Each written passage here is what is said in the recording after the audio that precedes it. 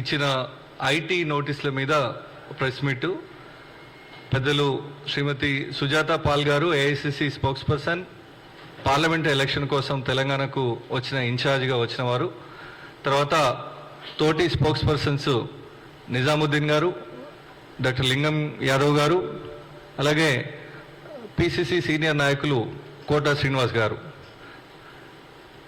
ఈ ప్రెస్ మీట్లో పాల్గొంటారు. ముందు నేను తెలుగులో మాట్లాడతా, మేడం తర్వాత ఇంగ్లీష్లో బ్రీఫ్ చేస్తారు మీకు, ఇంగ్లీష్ అండ్ హిందీ మీడియా కోసం. మీరందరూ చూసిండ్రు భారతీయ జనతా పార్టీ ఏ రకంగా అయితే ట్యాక్స్ టెర్రరిజానికి పాల్పడుతుందో.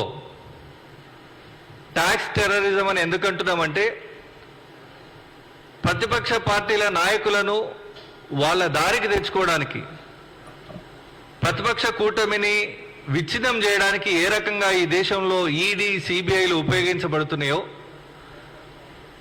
ఈరోజు ప్రధాన ప్రతిపక్షంగా ఉండి క్షేత్రస్థాయిలో బలంగా ఉండి రాహుల్ జీ గారి 2 జోడో యాత్ర న్యాయ యాత్ర పేరుతోని దేశం మొత్తం కలియదిరిగి ఈరోజు ప్రజా మద్దతును కూడగట్టుకుంటున్న తరుణంలో కాంగ్రెస్కు వస్తున్న ప్రజాదరణను చూసి భయపడి ఓటమి భయంతో ఈరోజు కాంగ్రెస్ పార్టీ మీద ఇన్కమ్ ట్యాక్స్ డిపార్ట్మెంట్ను ప్రయోగించి ఏ రకంగా కుట్రలు చేస్తున్నదో బీజేపీ, మోడీ, అమిత్ షా మీ అందరికీ తెలుసు. అందుకే దీన్ని ట్యాక్స్ టెర్రరిజం అంటున్నాం. ఈరోజు మీరందరూ చూసిండ్రు కాంగ్రెస్ పార్టీని 1823 కోట్ల రూపాయల పెనాల్టీ కట్టమని ఐటీ శాఖ మాకు నోటీసులు ఇచ్చినటువంటి పరిస్థితి. గత నెల రోజులుగా రోజుకోక తీరు, రోజుకో ప్రకారంగా కాంగ్రెస్ పార్టీని ఇబ్బంది పెడుతున్న పరిస్థితి. కనీసం కాంగ్రెస్ పార్టీ మా ప్రచార అవసరాల కోసం ఫ్లైట్ టికెట్లు బుక్ చేసుకోవాలన్నా, మెటీరియల్ బుక్ చేసుకోవాలన్నా, ప్రజల వద్దకు పోయే పాంప్లెంట్స్ తీసుకోవాలన్నా, కనీసం డీజిల్ పెట్రోల్ ఖర్చులకు తీసుకోవాలన్నా, ఆఫీస్లో పనిచేసే ఆఫీస్ బాయ్ దగ్గర నుంచి జీతాలు ఇవ్వాలన్నా ఇవ్వలేని పరిస్థితిని ఈరోజు బీజేపీ పార్టీ క్రియేట్ చేస్తుంది ఈ దేశంలో. దయచేసి ప్రజానికం అర్థం చేసుకోవాలి, ఇదంతా ఎందుకు చేస్తున్నారు. కాంగ్రెస్ పార్టీకి ఒక పక్క ప్రజాదరణ పెరుగుతుంది, బీజేపీకి దక్షిణ భారతదేశంలో దిక్కు దివాన్ లేకుండా పోయింది. మొన్న ఈశాన్య రాష్ట్రాల్లో కూడా వాళ్ళు పోటీకి విరమించుకొని 3 రాష్ట్రాలు మేఘాలయ, మణిపూర్ రాష్ట్రాల్లో వాళ్ళు పోటీ విరమించుకొని టెంట్ ప్యాక్ చేసుకొని వచ్చిన పరిస్థితి మీరు చూస్తున్నారు. దేశవ్యాప్తంగా కాంగ్రెస్ పార్టీకి ఆదరణ పెరుగుతుంది కాబట్టి కాంగ్రెస్ పార్టీని ప్రజల్లోకి వెళ్లకుండా నిలువరించే ప్రయత్నంగానే దీన్ని చూడాలి. మోడీకి దమ్ముంటే కాంగ్రెస్ పార్టీని ప్రజాక్షేత్రంలో ఎదుర్కోమని మేము సవాల్ చేస్తున్నాం. అంతేగాని దొంగచాటున ఐటీ శాఖను ఉపయోగించి మేమేం తప్పు చేయలేదు. వాళ్ళు ఏమంటున్నారంటే 2017-18 సంవత్సరానికి సంబంధించిన ఐటీ ప్రొసీజర్లో భాగంగా మేము ఆదాయ వ్యయాలన్నీ కూడా ఐటీకి మేము డిస్క్లోజ్ చేయాలి. ఏ రాజకీయ పార్టీ అయినా చేయాలి, కాంగ్రెస్ పార్టీ కూడా చేస్తుంది. ఇప్పుడు ఇబ్బంది వచ్చింది ఎక్కడ? కేవలం ఒక 14 లక్షల రూపాయలు అమౌంట్స్ ఏవైతే ఇన్ క్యాష్ ఇచ్చిరో ఎంపీలను కానీ మిగతా కాంగ్రెస్ పార్టీ నాయకులు కానీ ఇన్ క్యాష్ మోడ్లో పేమెంట్ చేసిరో వాళ్ళ వివరాలు ఇవ్వలేదన్నారు. దానికి నోటీస్ ఇచ్చారు, మేము సంజాయిషి ఇస్తాం. ఒక దిక్కు 180 కోట్ల లీనియన్స్ పెట్టుకున్నాం, 137 కోట్ల లీనియన్స్ పెట్టుకోవడం ఒకటైతే, రెండోది కేవలం 14 లక్షలు అంటే సెక్షన్ 29(3) ప్రకారం మేము అన్ని డీటెయిల్స్ ఇవ్వాలి. దానిలో కేవలం డిఫరెన్స్ వచ్చి 14 లక్షలు మాత్రమే. ఒకవేళ అట్లయితే 14 లక్షలకే మాకు 1823 కోట్ల ఫైన్ గానే ఐటీ శాఖ వేయాలనుకుంటే బీజేపీ లెక్కేంది? ఇది ఈసీ నుంచి తీసుకునే ఈ డాక్యుమెంట్స్ అన్ని కూడా కాంగ్రెస్ పార్టీ సొంత కవిత్వాలు కావు, ఎలక్షన్ కమిషన్ నుంచి తీసుకున్న అఫీషియల్ వెబ్సైట్ నుంచి తీసుకున్నటువంటి పత్రాలు ఇవన్నీ కూడా. దీనిలో ఏం చెప్తున్నారు? మేము 14 లక్షలకు లెక్క చూపించలేదు అన్నారు కదా, ఇగో వాళ్ళు ఎన్ని లక్షలకు లెక్క చూపించలేదో చూపిస్తాం. మొత్తం 92 పేర్లు no name count. No name count అంటే 92 పద్దులకు వాళ్ళు పేర్లే చూపించలేదు. మాది 14 లక్షలు మాత్రమే. ఇది దయచేసి ప్రజల్ని స్పెసిఫిక్గా చూడమంటున్నా.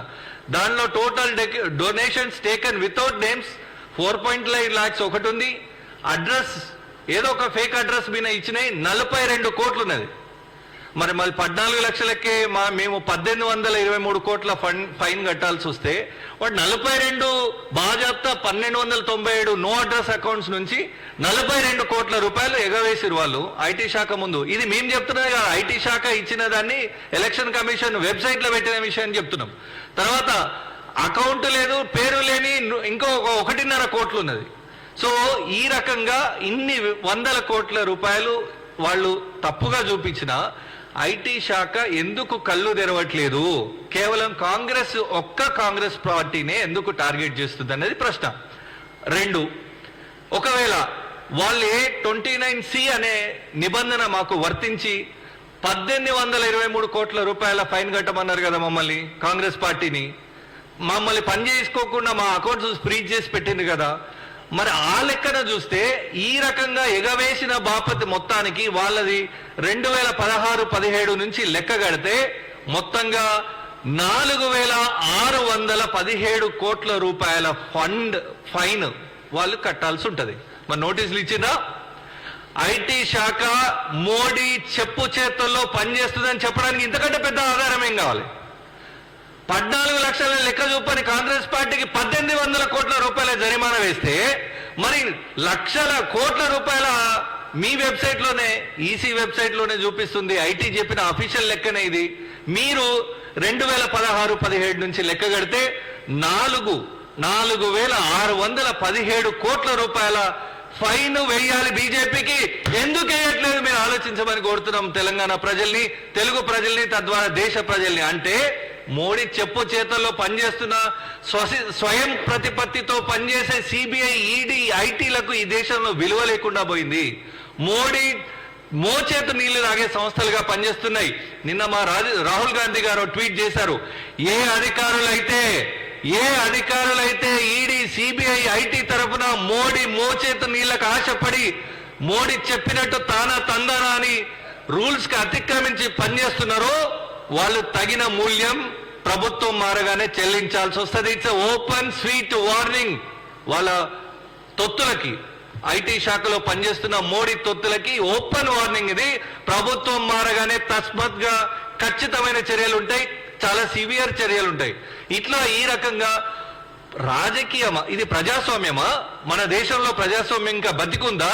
ప్రజాస్వామ్యం బతికుంటే ఎన్నికల్లో పనిచేయడానికి అన్ని రాజకీయ పార్టీలకు సమాన అవకాశాలు ఉండాలి. లెవెల్ ప్లేయింగ్ గ్రౌండ్ క్రియేట్ చేయడంలో ఈ దేశ వ్యవస్థ ఫెయిల్ అయింది. సో ఈ దేశంలో ప్రజాస్వామ్యం కూడా విఫలమైంది. ప్రజాస్వామ్యం అంటే మోడీ తాళాలకు తప్పట్లు కొట్టి మోడీ ట్యూన్స్ కు డాన్స్ చేసే ఈ స్వయం ప్రతిపత్తి కోల్పోయిన ఐటీ, ఈడీ, సిబిఐలతో కంట్రోల్ చేయడమా ప్రజాస్వామ్యం అంటే? సో అసలైన ప్రజాస్వామ్యం రేపు కాంగ్రెస్ పార్టీ అధికారంలో రాబోతుంది. వచ్చిన తర్వాత విషయం ఏంటనేది మీకు పూర్తిగా అర్థమయ్యేటట్టు చెప్తాను. కానీ ఒక్కటైతే 14 లక్షల కోట్లకు మేము 1823 కోట్ల ఫైన్ మమ్మల్ని కట్టమన్న ఐటీ శాఖ ఈ రకంగా కోట్లాది రూపాయలు ఎగవేసిన బీజేపీకి ఎందుకు 4617 కోట్లు ఫైన్ వేయాల్సిన అవకాశం ఉన్నది? అదే నిబంధన. కాంగ్రెస్ కు ఒక ఐటీ చట్టము, బీజేపీకి ఒక ఐటీ చట్టం ప్రత్యేకంగా ఉండదు. ఒక్కటే ఐటీ చట్టం ఈ దేశంలో పనిచేస్తుంది. హోప్ఫుల్లీ మోడీ ఐటీ చట్టం వేరు, కాంగ్రెస్ కి అయితే వేరు అనేది అయితే ఉండదు. సో ఈ ఐటీ ఇన్కమ్ ట్యాక్స్ చట్టం కింద మాకు వేసిన ఫైన్ ప్రకారంగా చూస్తే వాళ్ళు పన్ను ఎగవేసిందని 4617 కోట్ల పన్ను వేయాలి. ఎందుకు వేయట్లేదు ఫైన్? అంటే దేశ ప్రజలు ఆలోచించండి. ఈ ఐటీ వ్యవస్థ, ఈడీ వ్యవస్థ, సిబిఐ వ్యవస్థ మోడీ చెప్పు చేతుల్లో ఎట్లా పనిచేస్తుందో దయచేసి ఆలోచించి వ్యవస్థలన్నింటినీ నిర్వీర్యం చేసిన మోడీకి మంచి గుణపాఠం చెప్పే తీర్పు ఇవ్వాలని దేశ ప్రజల్ని కోరుతూ, రాబోయే పార్లమెంట్ ఎన్నికల్లో కూడా తెలంగాణలో అత్యధిక సీట్లలో కాంగ్రెస్ పార్టీని గెలిపించి ఈ దేశంలో ఉన్న ప్రజాస్వామ్యాన్ని కాపాడాల్సిన అవసరం, బాధ్యత మనందరి మీద ఉందని తెలుగు ప్రజలకి, తెలంగాణ ప్రజలకి ప్రత్యేకంగా విన్నవిస్తూ ఇప్పుడు మేడం గారు మాట్లాడతారు.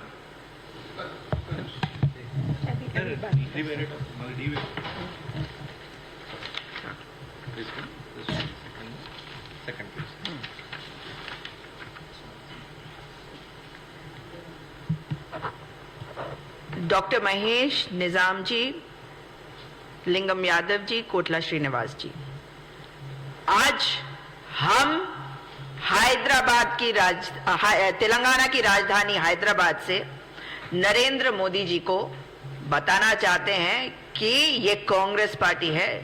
कांग्रेस पार्टी इस देश के डीएनए में है और सत्ता आनी जानी होती है।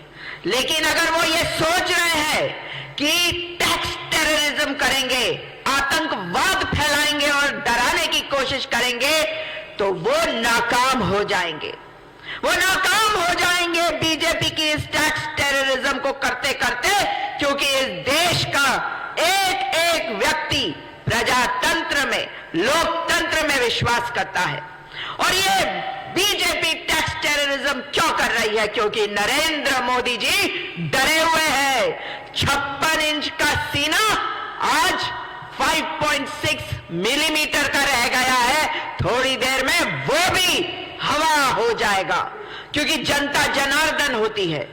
और आज मोदी जी जो कर रहे हैं वो हम देख रहे हैं। इतना डर कि 10 साल के बाद जब देख रहे हैं कि सत्ता जा रही है, तो अपने इलेक्शन डिपार्टमेंट ईडी का इस्तेमाल कर रही है, इलेक्टरल बॉन्ड्स खरीदवाकर, अपने को फायदा दिलवाकर देश की सत्ता पर परमानेंट कब्जा करने के लिए। लेकिन देश की जनता ऐसा होने नहीं देगी। आज देश की जनता इनसे परेशान है, इसलिए कांग्रेस पार्टी आज आपके सामने जब आई है तो देश की आवाज को बुलंद कर रही है। देश की आवाज क्या कह रही है कि मोदी हटाओ, देश बचाओ। बीजेपी का ये टैक्स आतंकवाद खत्म करो, बीजेपी टैक्स टेररिज्म खत्म करो। चुनाव आने वाले हैं और इलेक्टरल बॉन्ड्स का ऑर्डर जब से आया है जजमेंट सुप्रीम कोर्ट का, तब से मोदी जी इतना डरे हुए हैं कि कांग्रेस पार्टी को कमजोर करने के लिए, हमें फाइनेंशियली क्रिपल करने के लिए हर हथकंडा अपना रहे हैं, पर वो नाकाम होंगे। आपके सामने कुछ तथ्य पेश कर रही हूं साथियों। मीडिया के मेरे मित्रों, आप बताइए कि लेवल प्लेइंग फील्ड अगर नहीं होगा तो क्या जनता के साथ इंसाफ होगा? जनता जो लोकतंत्र के त्योहार, लोकतंत्र के पर्व चुनावों में जाएगी ये सोच के कि मेरे वोट का क्या महत्व होगा। क्या जनता नहीं चाहती कि अगर बीजेपी कोई कार्यक्रम करती है तो कांग्रेस पार्टी का कार्यक्रम भी उसी प्रकार से उनके सामने आए? जब चुनाव होते हैं तो हम जनता के बीच में जाते हैं, लेकिन हम अपने कार्यक्रमों को कैसे करेंगे अगर पैसा हमसे छीना जाएगा? आप जानते हैं कि हमें इनकम टैक्स के नोटिसेस मिल रहे हैं और इनकम टैक्स के नोटिसेस के साथ साथ हमारे बैंक अकाउंट्स फ्रीज करे जा रहे हैं। 11 अकाउंट्स फ्रीज करे गए, उनमें से हम पैसा नहीं निकाल पा रहे थे क्योंकि 135 करोड़ का लियन लगा दिया गया था। 3 दिन पहले इस्तेमाल करना शुरू किया। अरे इन्हें तो शर्म नहीं आई। NSUI जिसमें छात्र अपने पॉकेट मनी से अपना मेंबरशिप करवाते हैं और वो पैसा हमारे अकाउंट में आता है, उसको भी खा गया वो दानव जो बैठा है आज दिल्ली में, वो राक्षस जो बैठा है दिल्ली में। बच्चों का पैसा। मगर आज अगर हम देखते हैं कि किस प्रकार से हमारे को 14.4 लाख रुपीस जो 23 MLAs और MPs ने कैश में पैसा दिया था, उसके लिए 135 करोड़ का लियन लगा दिया गया, बैंक अकाउंट्स को फ्रीज कर दिया गया ताकि हम पैसे इस्तेमाल ना कर सके और हम कमजोर हो जाए। दूसरी तरफ बीजेपी को देख लीजिए। होता यह है कि रिप्रेजेंटेशन ऑफ पीपल्स एक्ट के सेक्शन 29C के हिसाब से आपको जो डोनेशन मिलते हैं, एक पॉलिटिकल पार्टी को जो डोनेशन मिलते हैं, उसका ब्यौरा आपको देना पड़ता है इलेक्शन कमीशन को, और इलेक्शन कमीशन उसे अपने वेबसाइट पर डाल देती है। वेबसाइट पर डालती है और सेक्शन 29C का सब सेक्शन 4 कहता है कि अगर कोई पॉलिटिकल पार्टी का ट्रेजरर सही समय से अपने अकाउंट्स का ब्यौरा नहीं देता तो उसे एग्जेम्पशन नहीं मिलेगी। तो अगर हमें एग्जेम्पशन नहीं मिलेगी तो बीजेपी को भी तो एग्जेम्पशन नहीं मिलेगी अगर वो सेम गलती करते हैं। और मैं आपको दिखाती हूं कि मोदी जी आज इनकम टैक्स से क्या करवा रहे हैं। उन्होंने कहा कि 14.4 लाख किसने दिए, ये 23 लोग कौन है, इनके एड्रेसेस नहीं है, किसी के नाम नहीं है।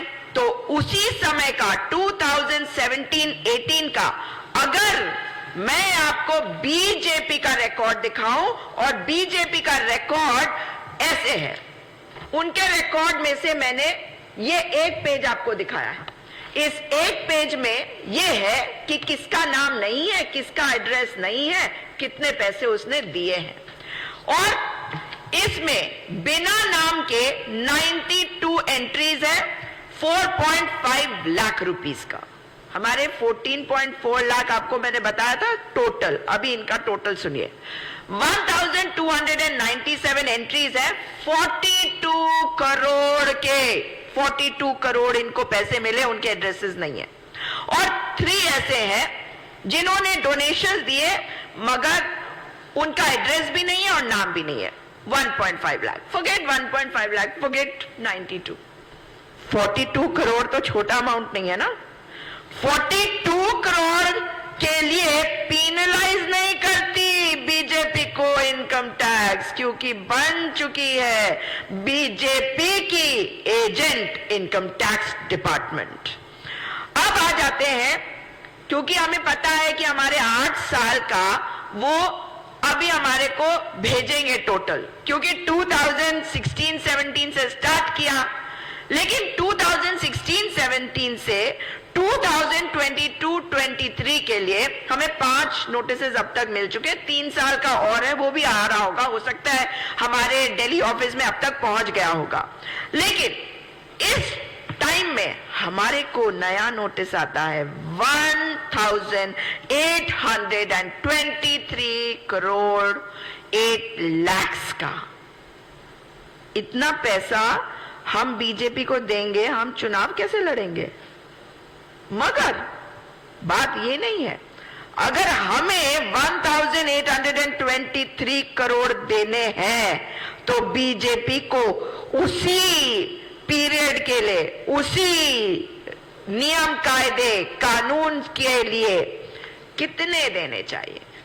4617 करोड़ 58 लाख, हमसे 4 गुना ज्यादा, 4 टाइम्स मोर।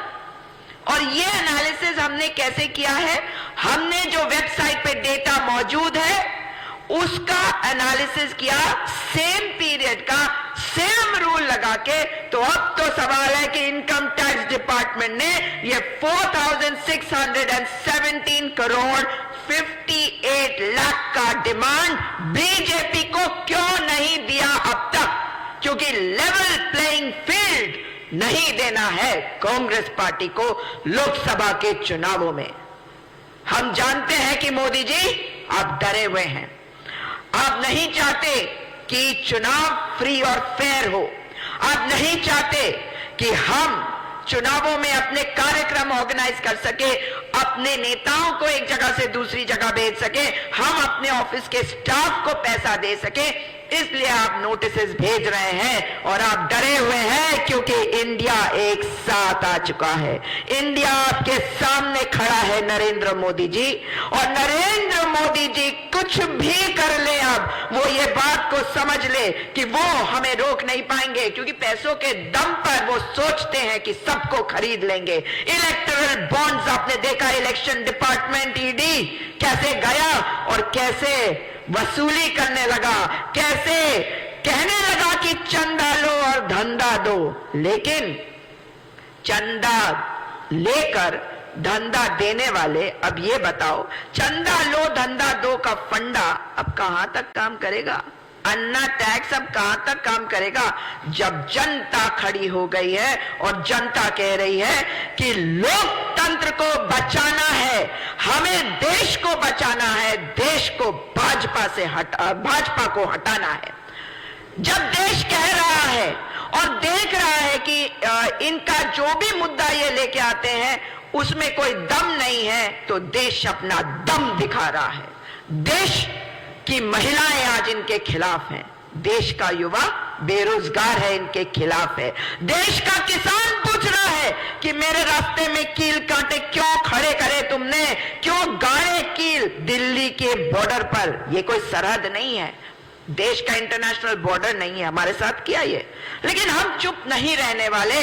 और नरेंद्र मोदी जी को देश का हर श्रमिक, हर लेबरर बता रहा है कि मेरे हकों को मारा है, हकों को मार के अपने दोस्तों को अमीर बनाया है, लेकिन आज हम आपके साथ खड़े हैं। हर वो व्यक्ति जो देश में हिस्सेदारी चाहता है आज सामने आ खड़ा हुआ है, और हम अपने 5 न्याय के साथ आए हैं। जानते हैं आपकी तेलंगाना में जनता को मिल रहा है उनका अधिकार, उनको मिल रही है उनकी गारंटीज, और जब सेंटर में, केंद्र में आएगी कांग्रेस की सरकार, इंडिया की सरकार, तब तेलंगाना की जनता को और भी अधिकार मिलेंगे। और ये नहीं चाहते मोदी जी, क्योंकि वो जानते हैं कि जब तक लोगों को बेवकूफ बना के रखोगे, जुमले गारंटी देते रहोगे, पीएम केयर्स फंड यानी कि इलेक्टोरल बॉन्ड स्कीम रखोगे, तब तक जनता आपके कंट्रोल में रहेगी।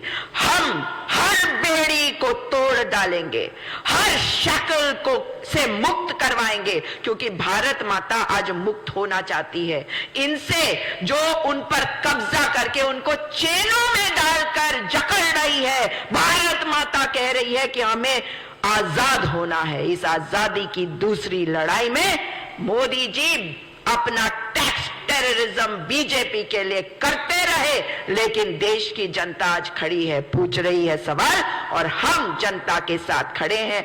आपके माध्यम से जनता को बताना चाहते हैं कि बीजेपी टैक्स टेररिज्म भले ही कर ले, लेकिन हम आपके लिए लड़ रहे हैं, लड़ते रहेंगे।